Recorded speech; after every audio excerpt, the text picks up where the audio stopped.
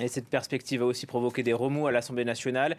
On a assisté à un accrochage tout à l'heure entre Marine Le Pen et Gabriel Attal. On les écoute.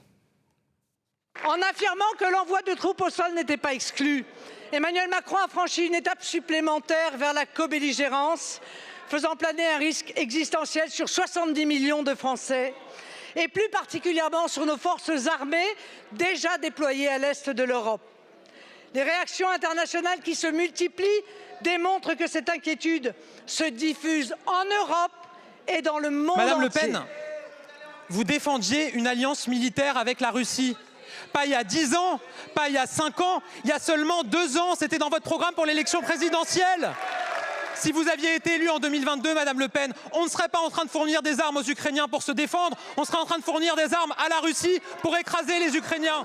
Vous m'interrogez sur une hypothèse de soldats français ou européens sur le sol ukrainien. Mais je vais vous le dire, Madame Le Pen, quand on lit les enquêtes qui sont réalisées, encore celle du Washington Post le 30 décembre dernier, il y a lieu de se demander si les troupes de Vladimir Poutine ne sont pas déjà dans notre pays. Je parle de vous et de vos troupes, Madame Le Pen.